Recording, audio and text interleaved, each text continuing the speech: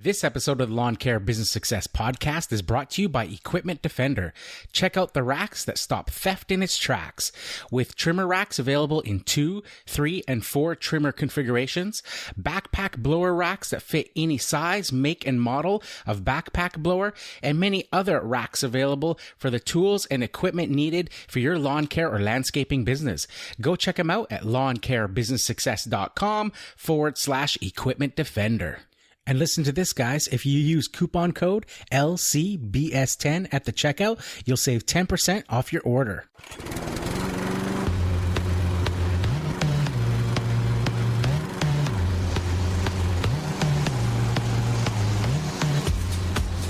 You're listening to the Lawn Care Business Success Podcast, the weekly show sharing proven methods and systems in marketing, equipment, and customer service. Educational and motivational to help make your lawn care business an overwhelming success. Now here's your host, Julio Tomei. Welcome, Lawn Care Nation, to another episode of the Lawn Care Business Success Podcast. I'm your host, Julio Tomei, and this is episode number 156, entitled Buying or Selling Clients. Well, hello, everybody, and thanks again for joining me this week on another episode of the Lawn Care Business Success Podcast. I really appreciate you guys tuning in each and every week and downloading those episodes, as well as for the questions, the comments, the feedback that you guys have been sending through. Like I said, I really do appreciate that.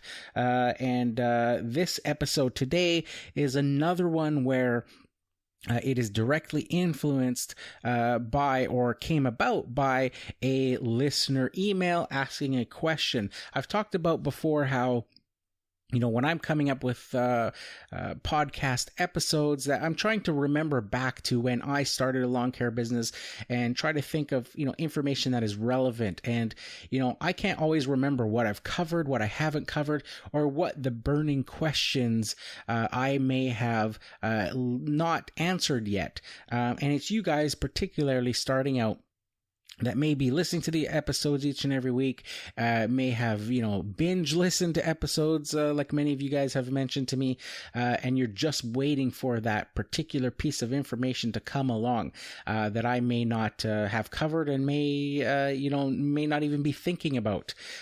So if you guys, you know, emailing me those questions and stuff like that can, it directly influences those episodes and lets me know what it is that you guys are missing as far as information goes.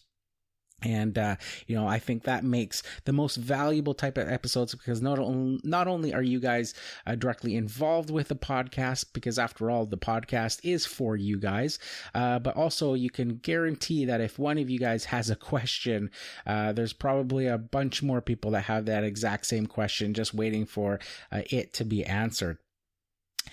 So the other thing, of course, is those podcast reviews. Like I said in the past, those are very important for, getting the show out there and just adding that social proof. And again, this week we had another 5-star review from Knox, Tennessee. And I'll just read it for you guys at the moment. So the title says, "Listen, laugh, learn, and grow."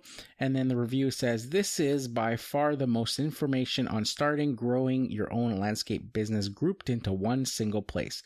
Not only are the information and stories told by Julio very informative, but they are also extremely entertaining.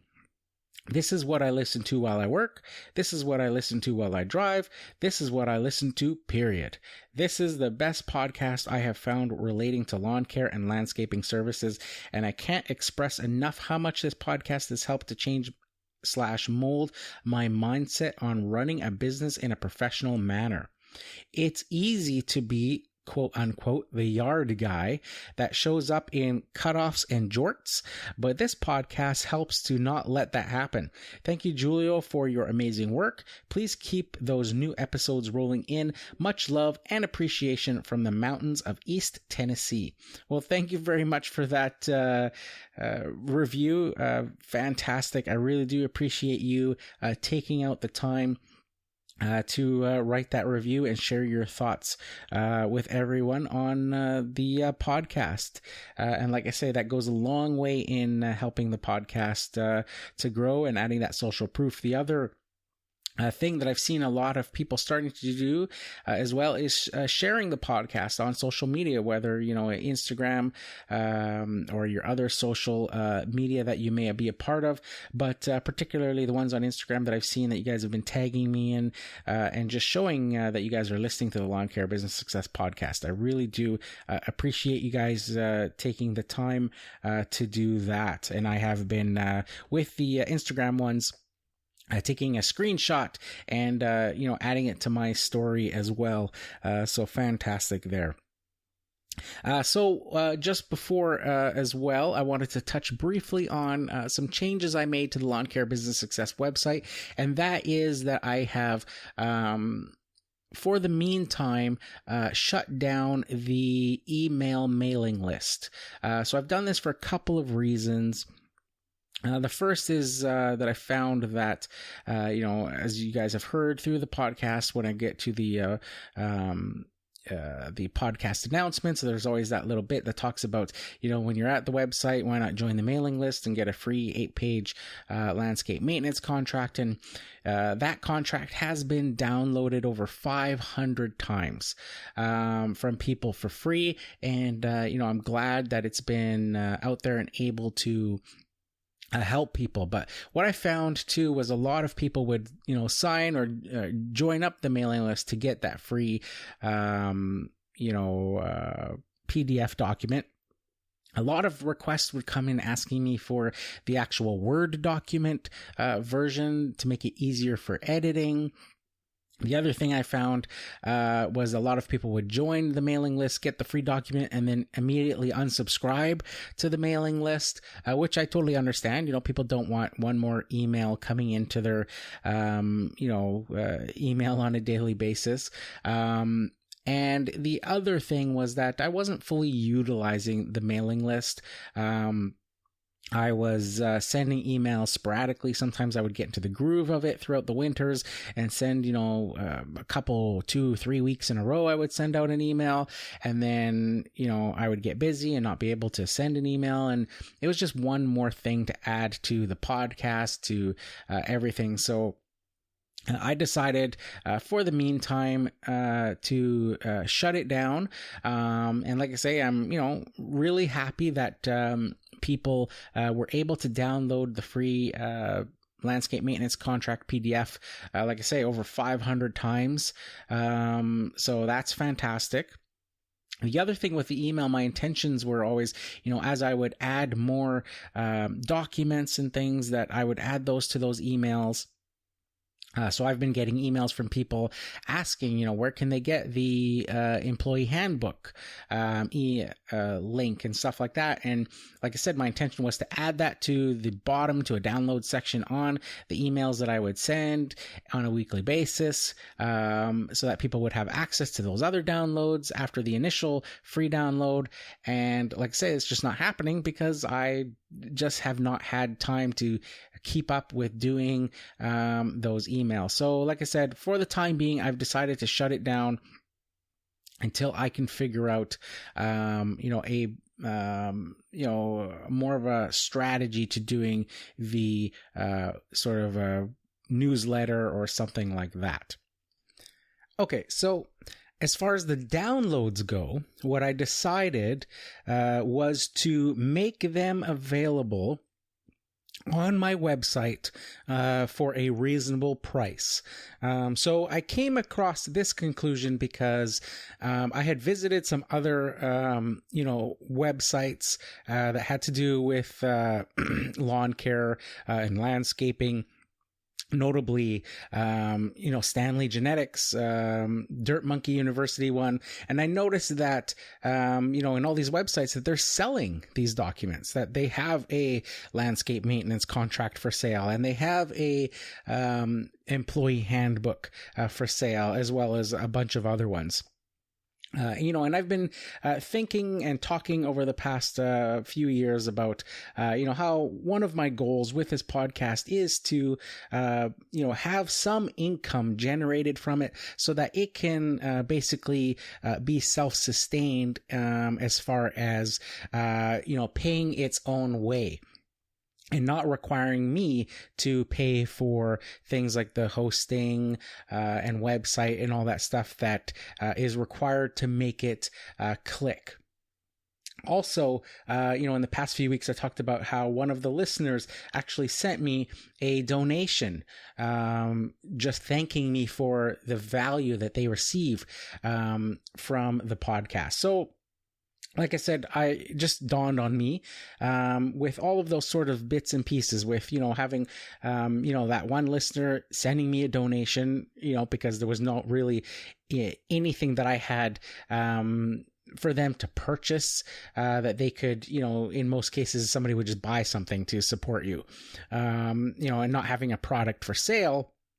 They wanted to send me a donation. And then, in the other instance with, over the years, people always asking for the Word document version of those, the contract that I was giving out. And then in other instances where people on the mailing list were emailing me, asking me for the employee handbook, because, I hadn't sent an email recently that, they would have the link to. So like I said, what I decided to do was, it all sort of came together and sort of dawned on me to take those, get the Word document versions of each of those files, and just put them for sale on the Lawn Care Business Success website, where you can just purchase them securely through a PayPal link, and then you get access to the download right away. And that way, there's no waiting. You can get whatever you want. And at the same time, you're supporting the podcast and supporting my effort in creating all of this content on a weekly basis. So moving forward, that's where the downloads will be. They will be on the resources page of the Lawn Care Business Success podcast, just above all of the sort of affiliate links and stuff. You'll see the downloads there. They will be up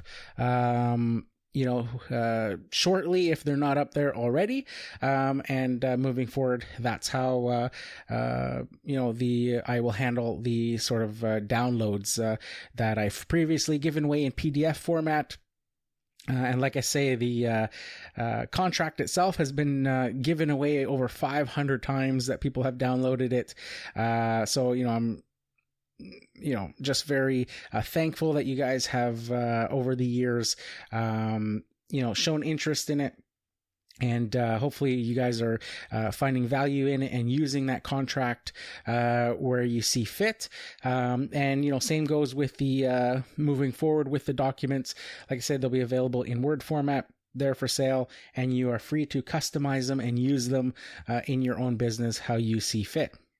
All right, so enough about that. So this week's episode, like I alluded to earlier, is all about a listener inputted question. So I'm just going to play the podcast announcements, and then we'll get back right into it right after this. So stay tuned. Hey guys, if you have any questions or comments about the show, I'd love to hear from you. You can head on over to lawncarebusinesssuccess.com/contact. For you Instagram users out there, be sure to follow me at Lawn Care Business Success. And if you haven't checked out my videos yet, well, what are you waiting for? Be sure to subscribe to the Lawn Care Business Success YouTube channel. Now, I know you guys love listening to audio while you work as much as I do, so I've partnered up with Audible to offer you guys a free 30-day trial and 2 free audiobooks of your choice. There's no long-term commitments, and you can cancel anytime. And get this, even if you cancel during your free trial period, you still get to keep the 2 free audiobooks. It's a great way to try the service and to see if Audible is right for you. So why not give it a try? Head on over to lawncarebusinesssuccess.com/audible. Now back to the show. Okay, so like I said, I got a podcast topic idea through email from Jay of Working Man Grass down in Australia. And he wrote, "Hi, Julio. I thought of a topic you might want to consider for your podcast. And that is it a good idea to buy a cluster of clients to boost your business? I thought this might be very useful information for anyone about to enter the industry, such as myself. The topic could cover such things like the benefits versus the risks, how much are the clients worth, and when you should consider selling some of your clients to someone else, and how well the whole practice works. Are your clients happy about this? This practice happens regularly in my part of the world, Adelaide, Australia. How about yours, Julio? Please let me know if you have already covered it. Okay, so this is a topic that I have not previously covered before, and I have seen a bit of this here as well. And I do know that this is a very big part of what goes on in Australia. I know it's a pretty regular sort of occurrence there. In fact, I remember reading the life story of Jim Penman of Jim's Mowing there, who is a large, if you're not familiar with Jim's Mowing, they're a large franchise lawn mowing company that originated there in Australia. And Jim was mowing lawns to sort of pay his way through college. And when he basically, I think the story goes something like, when he finished basically his schooling, he was actually making more money mowing lawns than what he went to school for. And and he was getting so much work at the time that he started bundling clients together that he no longer wanted and selling them off as what they call rounds. So he'd sell off a lawn mowing round, which was basically sort of a complete little route of clients that somebody else could buy, and they'd basically have sort of an instant business. And that's what generally and eventually morphed into him doing franchises and selling franchises of his business. So that is something that happens a little bit here. I wouldn't say it's as prominent as it is there in Australia, probably because just the mowing season here is not year-round like it is in Australia. Of course, in Australia, things slow down and through the summer months, it gets very, obviously a lot busier, but you guys are generally mowing more through the winter. We're here, the contrast in North America. Of course, this isn't for every part of North America. I've gotten plenty of emails from people here in North America as well, who are in specific regions where they do continue to mow throughout the year, just not as much. But for most of North America, I would say that, come October, things are done for the season, and winter rolls in, and then, a lot of places are hit by snow and stuff, and there's absolutely no mowing for, at least 4 months. But it still happens here occasionally. Now, I haven't specifically myself purchased clients from anyone, or even sold clients. I have traded clients though, which is very similar, where you would be talking to a colleague, somebody else who mows in the city that you get along with, and or you'll on your daily basis, your rounds of going mowing lawns, you'll see the same people over and over again. And, you get to talking, and I haven't, like I said, on occasion been where hey, I'm mowing predominantly in this other part of the city, and, you're mowing predominantly over here, but I have this one client that called, and I picked them up, and I've been mowing them, for a couple years, and, I don't want to drive out here anymore. Now, this is actually a true story, come to think of it, and there's a funny twist to this story.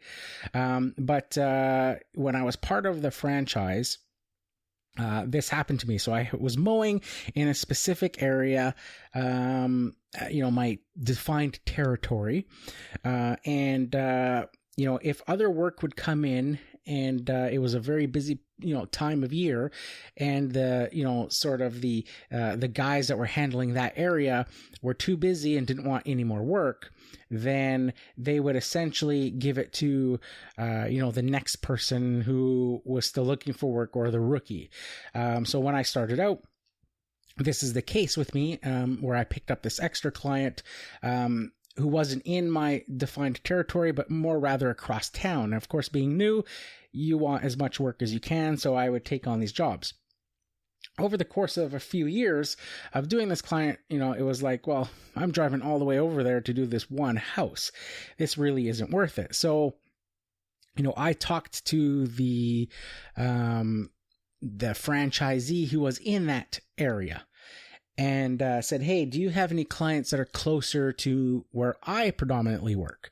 And maybe we can swap some. So we came up with an agreement, and, he had a client that he figured he could swap, and, I wanted to get rid of that client because I just didn't want to drive all the way across town for one client. And figured, hey, if I can get something in return for it, then great. So we ended up trading, sort of. I gave him the one client. I introduced him to the client. I told the client that I wasn't, going to drive out there anymore, but that this other guy was going to take care of him, and introduced them.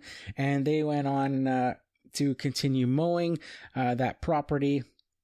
And in return, I can't remember exactly what happened, but the client that he traded me didn't exactly work out. I don't think I even met the client.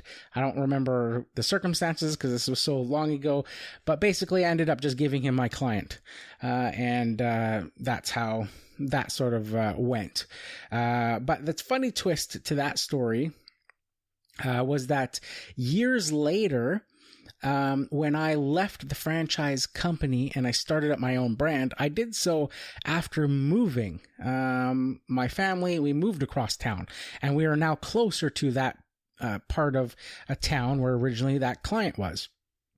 And after starting my company the first year, I got a call to do a quote, and I went to the address, and it was that client.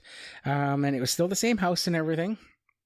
And I contacted the client and said, hey, because I was kind of concerned, like, hey, how come the other guy still isn't doing your lawn? What happened there? So I just said, hey, it's me, and I used to mow your lawn a few years ago, but ended up trading with the other guy. And, long story short, I guess he wasn't happy with the other guy, and ended up firing him. So he was always happy with my work, even though I was the rookie at the time. So he rehired me under my new company name. And I have been mowing him ever since. So I've had him now, the second time, for 8 seasons now. And has been a loyal customer. So kind of a funny twist to that story there. But yeah, that's about as close as I've gotten to that. Now, I know that some of the practice, a lot of it can be beneficial. I know my brother-in-law, who I've talked about on this podcast before, he had a independent landscaper come up to him one day. This is years ago, and said, hey, I'm getting out of the business, and I want to sell my clients, sell my business. Are you interested? They discussed it, and he found that, okay, the guy had, I think, probably about a dozen lawn mowing clients, but he also had a contract for all of the baseball fields in a particular little town for the evening sort of recreational adult softball or baseball league. And these baseball diamonds required the outfields to be raked every day prior to the evening's games. So I can't remember what the initial price that the guy was asking for, but I know they negotiated a lot lower than what the guy wanted, because essentially, here are some of the risks. When you're taking on somebody else's clients, that client has gotten used to that particular service provider. And just like in the case of, that client that I had, that I ended up trading, they were used to me. They were very happy with the level of service that I was providing them. And once the new guy took over, even though he was, quote unquote, the veteran, whatever the case may be, they just weren't happy with him. Now, this can be for a multitude of reasons. It may not even have anything to do with the quality of work. It could be personality. It could be the day of the week the guy was mowing. I didn't ever get into it with him, but there's so many reasons. And the client just may not like a person, just like think to your own personal experiences. I'm sure there's people out there that you don't like. There may not be any specific reason. There may be specific reasons. But you're not going to like everybody. Not everyone's going to like you. And that is just, the fact of life. So that is one of the most major, things to consider, is that if you're purchasing somebody's clients, there is absolutely no guarantee unless those customers are under contract, and that contract specifies that they can change ownership or something like that in the company, and that the contract will continue under the new owners. That's the only way that you'd be guaranteed those clients, is if they're under contract. But for the most part, for residential, there's, not very often are there contracts used. So then there's no, guarantee that client is going to stick with you, if you're the new service provider who just bought out the other company. So, that is one major detraction. Now, in the case of my brother-in-law, where he went and, he decided to take a chance. And I think I actually gave him the advice to not buy this other company, because I was like, hey, there's no guarantee that these customers are going to, keep you, that, I can't remember, like I said, the asking price, but I know that it was quite a bit. And I was like, that's a lot of money. Like, why would you pay that? Just, build out your own clients. But he persisted and got some more information. Credit to him. Because, like I say, going on, years and years later, I don't think he has any of the lawn mowing clients left. I think a lot of them just flaked out throughout the beginning for whatever reason. Lots of them didn't continue, didn't want him to continue. But the one thing he held on to was all of those baseball diamonds. And he has been doing those year after year after year for probably over 10, 11 years now. And those, have paid off, more than the price of that initial contract, probably 100 times over, at least. So the matter of what a client is worth is sort of a debate. Over the years, I've heard different, numbers, like a client is worth the value of 2 lawn mowings, whatever you charge per lawn mowing. So if you charge somebody, a client $30 to mow their lawn, then you would sell that client for $60. Or some people say, the client is worth $250, or a month worth of mowing. So 4 mows, or some will say 6 mows, or I've heard as high as 6 months of mowing is what that client is worth. I will say that a client is worth whatever somebody else is willing to pay for them. So because there is no guarantees. Now, of course, if there is a contract, then that's easier to figure out. And you can sort of put a sort of harder number on that. Get closer to sort of a higher range of that if the customer is absolutely bound by that contract to stick with you for the rest of that season. But again, how much of the season is left, how much those mows are worth, are they good clients? Are they, what's the customer's paying history on those clients, for those clients? There's just so many factors. And because of that, it's very difficult to say, especially to, how long have those clients been clients of that company? Are they just all new clients that were picked up this year, or are they clients that have been around for, 8 years, 9 years, 10 years with that company, where they are, more loyal to that brand? I will say that I would feel safer with clients that have been around for a long time, and it's just a matter of the owner of that company is retiring and moving on and all that stuff. Those, I would put more value in those types of clients, because obviously, it's just a more of a, I wouldn't say like a legitimate reason that the person is selling, but it just makes more sense to in that scenario that the company would be selling off those clients, especially if they've been around for a long time, is just retiring or maybe moving out of the area or something like that.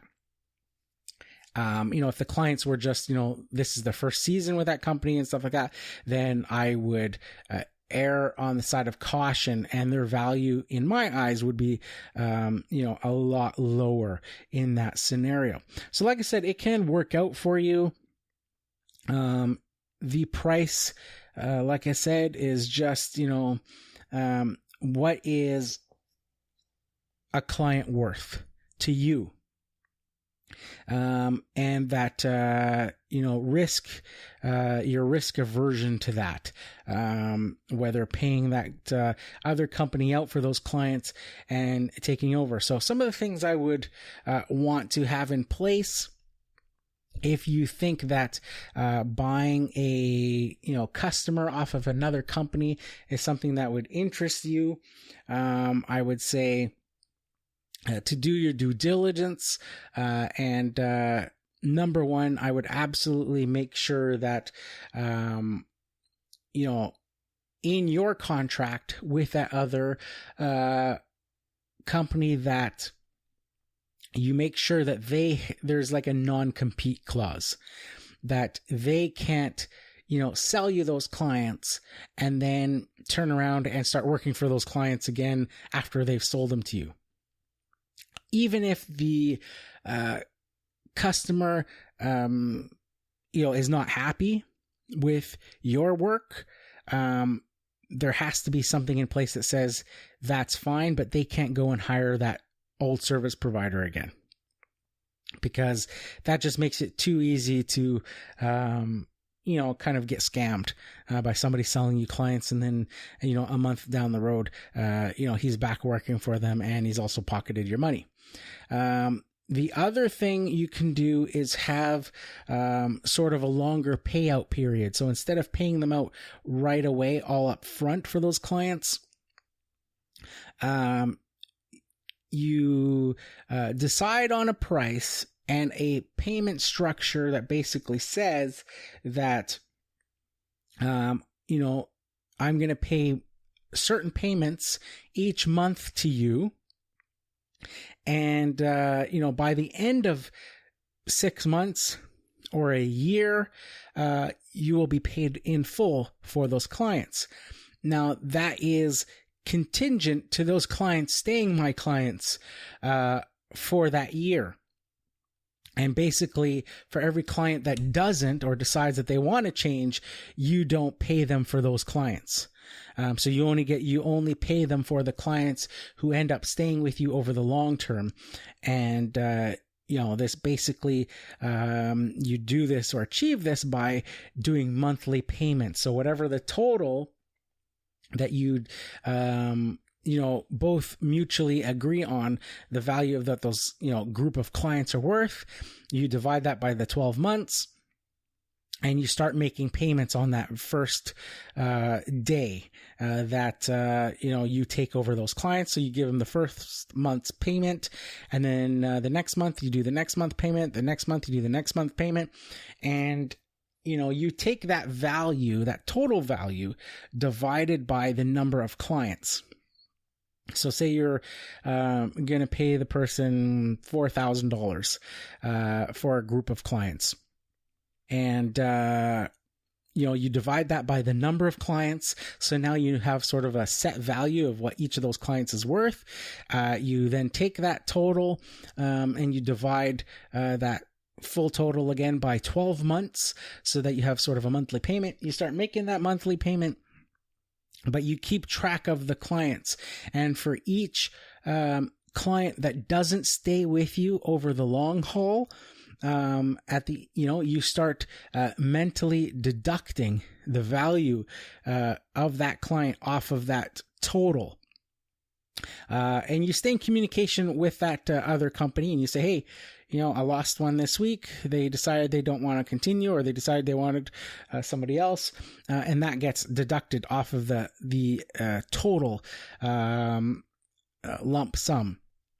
Then that way it sort of protects you, because by the time you get, 6 months in, 7 months in, you can start to see a picture of, which clients are going to stick with you and which ones are not.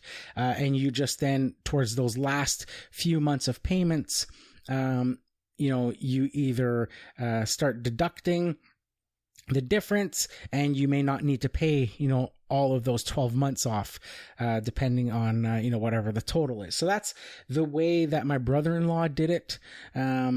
He figured it out that way. That just sort of protected him from clients, because none of the clients, including the baseball diamonds that he was doing, was a contract. It was just all word of mouth, verbal agreements. So that protected him in knowing that he wasn't going to be paying this guy up front on day one and then losing a bunch of clients. Like I said, over that course of that year, I think right away he lost a few of the mowing clients and stuff. And then over the next few years, he eventually stopped servicing all of those mowing clients for whatever reason, them moving away, all sorts of reasons. But the one thing that has stayed, that he has still left from that whole contract with that other company, was the baseball diamond sort of portion of it, where I think he services, I can't remember exactly, something like 8 or 10 baseball diamonds every day. So he actually, I've talked about this before, where he goes in the morning, he mows lawns, and then around 3:00, he'll go and swap out the ride-on mower out of the trailer and go grab his ATV quad that has like a dragging mat behind it. And then he'll go and hit those baseball diamonds and get them all done just before dinner. So that when those baseball teams start to arrive, all those, outfields and stuff are all nicely, all the sand and stuff is all nicely raked smooth. And then when he's done that, he heads back home, drops off the ATV, grabs the ride-on again, and then goes and finishes the last, handful of lawns that he has left to do. And that's how he's been doing it and how it's been working out for him.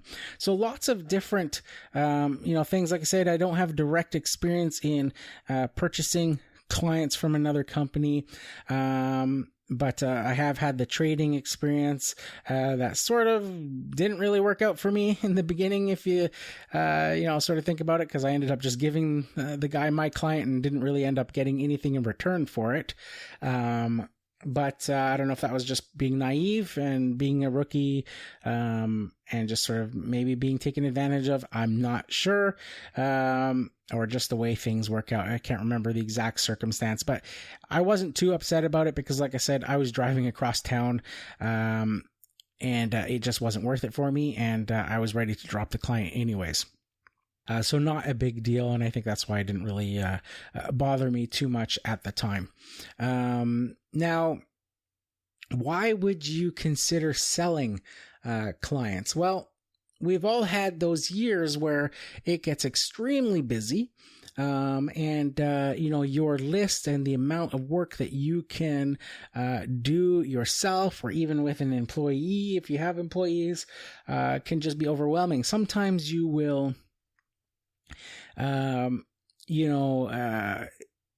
you grow the top while dissolving the bottom, as they say. So we've all heard where you have jobs you might have underbid. You have, clients or lawns that aren't exactly your favorite. Maybe they've got a bunch of dog waste in it each week. Maybe they're really rough lawns. Maybe they have hills that are hard on your body to cope with. And you do them from year to year because of the income. But that next year comes around, that spring rush, and you start picking up new clients and maybe better properties, higher value properties. And now you're stuck with a lot more work, too much work to handle. So I talked about this year how in my own lawn care business, in those pricing episodes, I talked about how I picked up a bunch of work this year from a company that was overwhelmed. They told these clients that they were having staffing issues and couldn't deal with the work. And I talked about how when I went to these lawns, each and every one of them had some sort of a challenge, whether they were very big or had hills or just were, really bad lawns.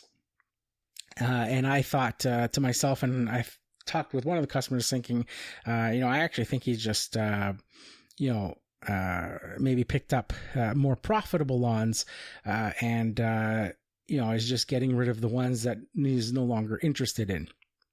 Now, all of these customers had told me that this other company had recommended that they call my company to do these quotes. So whatever the case may be, now consider instead of that other company just quitting cold turkey on these lawns, and in some cases not showing up to these clients that had been their clients for a long time, if they didn't want to, increase the prices and stuff like that on those clients and try to make them, healthier profit lawns, instead of just giving up on the client and telling them to call somebody else, what if they had bundled them together and put an ad on Craigslist or something saying, hey, lawn mowing business for sale, lawn mowing round for sale, and getting rid of the clients that way. So you're still replacing those clients that you may no longer want anymore because you may have picked up over the years higher quality lawns, maybe lawns you like to do better, maybe lawns that are closer together for your root density. Some of these lawns may be ones that you've had picked up when you first started early on, and they're just, farther apart. There's a lot more driving, whatever the case may be. So instead of just quitting cold turkey, telling those customers that you don't want to do and just dropping those clients, the benefit would be putting them together. And hey, why not make a last bit of money off of them and sell them to somebody else?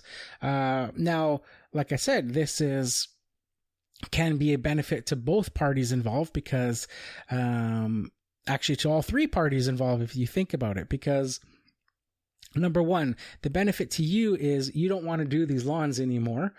So instead of, just dropping them, you sell them, you place a value on them, and you find somebody else to do them, and you receive monetary value in exchange for them. That's the plus for you. For the other guy, the plus is, hey, maybe I'm just starting out in business. I don't have a lot of lawns. Maybe it's mid-season and, the spring rush is over, and most clients who, would be looking for lawn care already have their lawn care providers all figured out. Well, What if you can buy a business to start out sort of mid-season, and then away you go? They may not be the greatest lawns. They may not be the most root-dense lawns, but you're just starting out. You need to get your foot in the door, get that practical experience, and most importantly, get income coming in. So, there's a plus for you. You could buy, a bunch of clients already, and also might be a great way to get some training while you're at it, because what I would make sure you do, as far as that payment goes, like I talked about, dividing the payment over the course of the year and all that sort of stuff as well. I would also insist on, you going to service those lawns with that other company, at least for the next couple of mows, for at least 2 mows. And having that other company introduce you to that client personally. That way you're there at the property, you meet the client meets you, and now you mow their lawn along with the other guy. And then you're there the next week and you do it again. So the other good benefit about this, like I said, is you can get some on-the-job training, because you'll be with that other service provider servicing all those lawns, and you can ask questions. You can see sort of the way that that person mows those lawns. You can get to know some of the intricacies of that lawn. Sort of know the pattern that the guy mows that lawn, what the customers are used to, the quality or the level of service that those clients are used to. And that will better transition that whole, transaction, and keep those clients happy. You can also get a feel for those clients as well, and those types of yards. Now, what's the benefit to the person selling those lawns to have you, to introduce you and all that? Well, number one, it's a good selling feature to offer to have the person come along with you, do a few mows, introduce the client and all that sort of stuff. Obviously, add some reassurance to the whole transaction.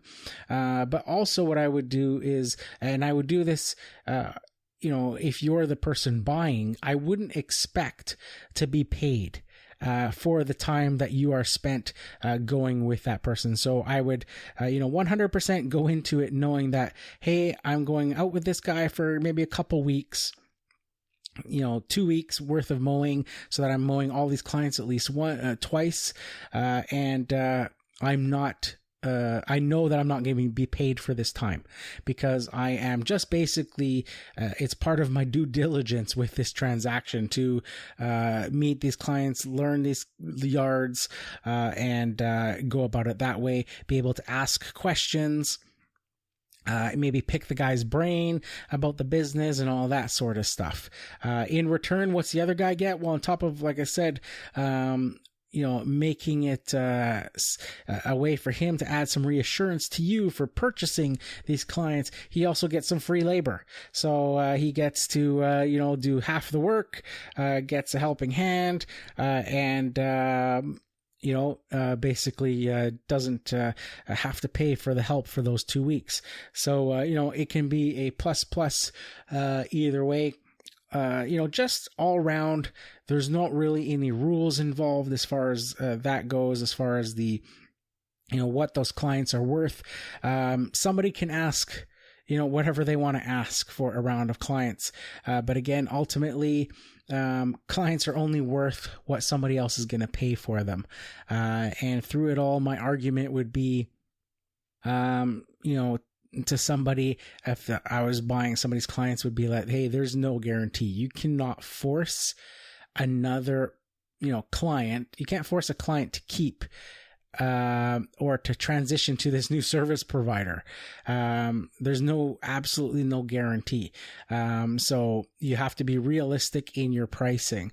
And if if I'm not going to purchase those clients, and there's nobody else waiting in line to purchase those clients, and this person is way too busy to deal with these clients and is starting to miss them on a, weekly basis and stuff, then either they have to drop them and get no value for them, or, in the case of, some of the clients I picked up this year, where these clients were already starting to look for somebody else because that service provider was already letting them down too many times and not showing up weeks at a time.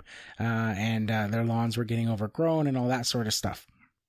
So, essentially those clients are worth zero because, if you can't maintain them and keep them happy and all that sort of stuff.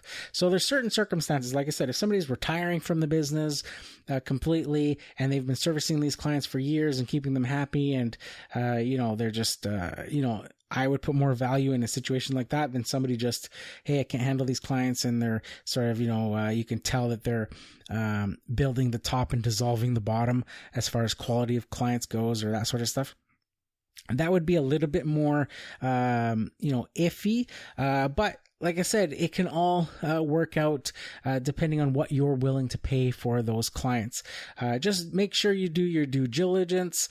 Make sure you sort of set yourself up so that you're not, you're coming up with an amicable agreement as far as the price per those, what the value is for those clients, as well as a payment plan sort of structure, so that you're not paying for all of those clients all at once. That's the way I would go about it. But like I said, for me, when my brother-in-law was mentioning it to me years and years ago, that this company had approached him about buying his clients, I was like absolutely against it, because I was like, what's the, why not just build your own clients? Why are you going to pay somebody else for clients that you can't guarantee you're going to keep?